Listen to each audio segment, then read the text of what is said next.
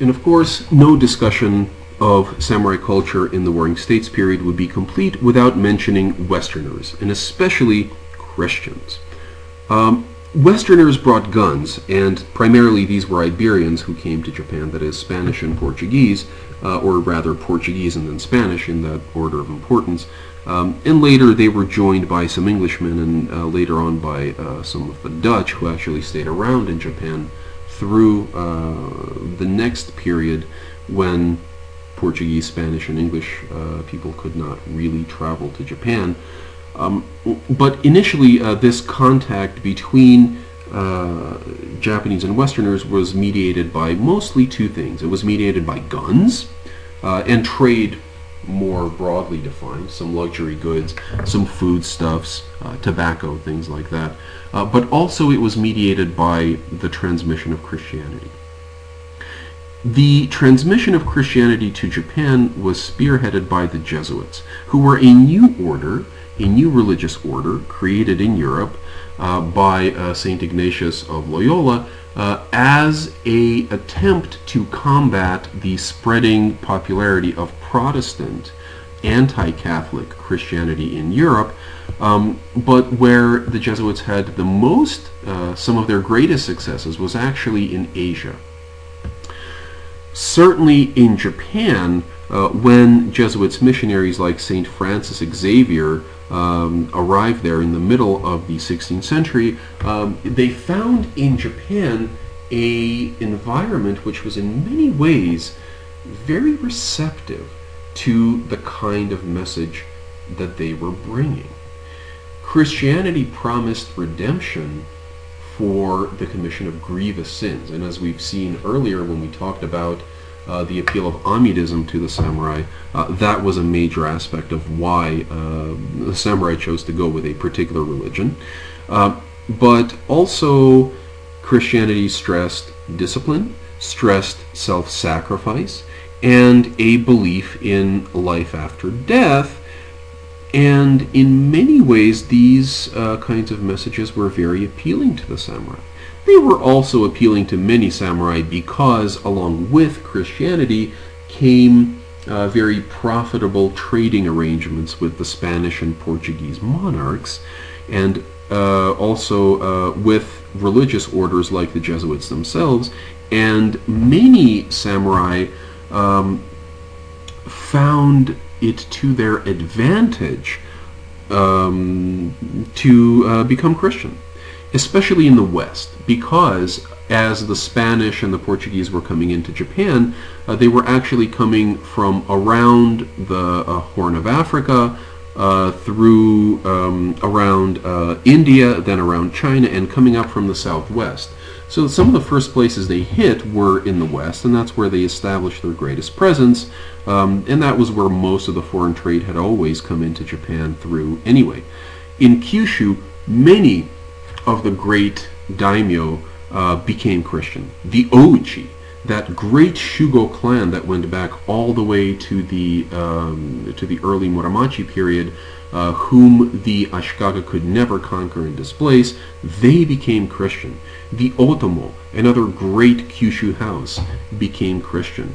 Some daimyo, I believe Omura Sumitada, even gave over just tracts of land to the Jesuits to develop and rule as basically independent enclaves in Japan. And this person, Omura, actually gave the Jesuits control of the city of Nagasaki. It is from the Jesuit period that Nagasaki becomes a truly great port in Japanese history. The ports who provided contact with the continent had been based in Kyushu, but a little bit to the northeast. Now, the center of trade, certainly with the Western powers, moves in many cases, well, for many of these powers, moves west to Nagasaki and is controlled by Jesuits. And certainly later on, Hideyoshi sees this as a real problem and kicks the Jesuits out of there. But really, there are... it's really hard to say how many Christian converts there were in Japan, but historians estimate the number to be over 100,000. Some people would even say multiple hundreds of thousands of people became Christians, but that's really hard to say. What is certainly possible to say is that many daimyo became Christian and forced their retainers to become Christian, who then tried to force their peasants and townspeople to become Christian. How far down these conversions really went and how many of these new converts really felt themselves to be Christian, well, that's really impossible to know, but many of them did. Other elements of Western culture also came in. Balloon pants took off like an explosion in Japan. The samurai loved balloon pants.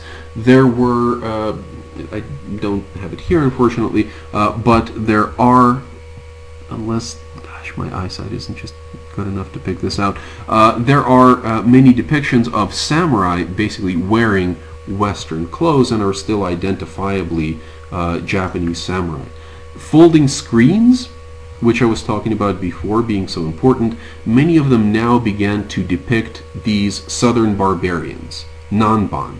As I said, most of these Iberians were coming in from the south, so they were called southern barbarians. And why are they barbarians?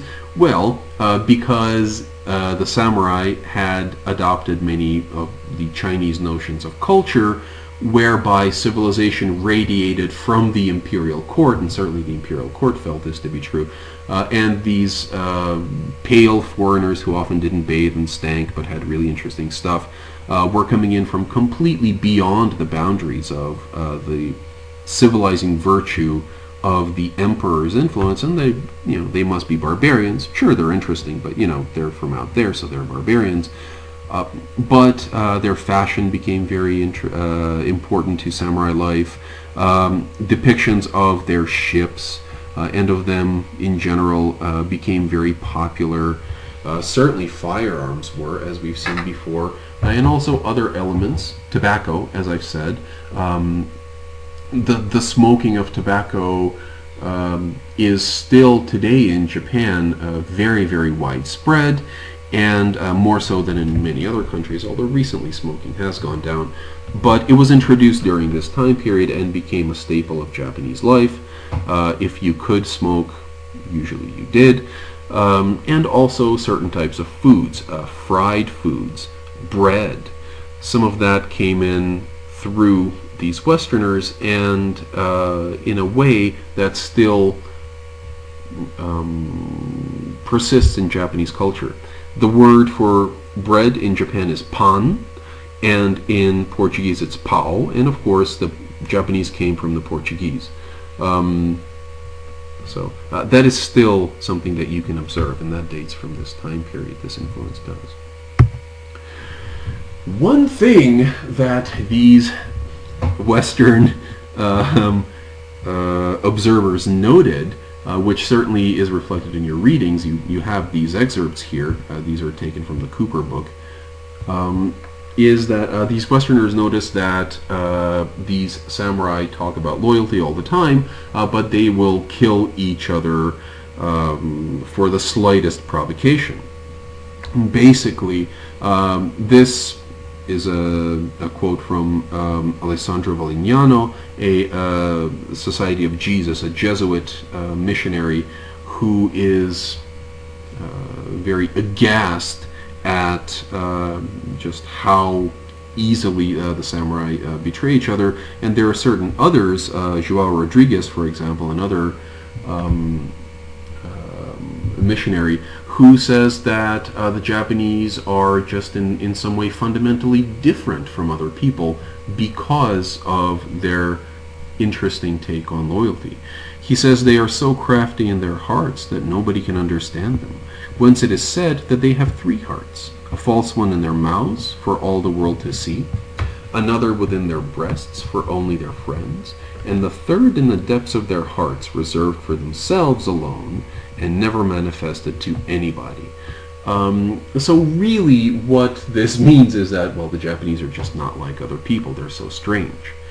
And of course, I think this is a good opportunity to point out that in some ways, sources about a particular culture or society are some of the best sources about some cultures and societies come from the outside, because the outsiders notice things that are truly unique to them, and these sources are very, very good at describing what happens in the society that is being observed, but they're even better at telling us about the society that is doing the observing.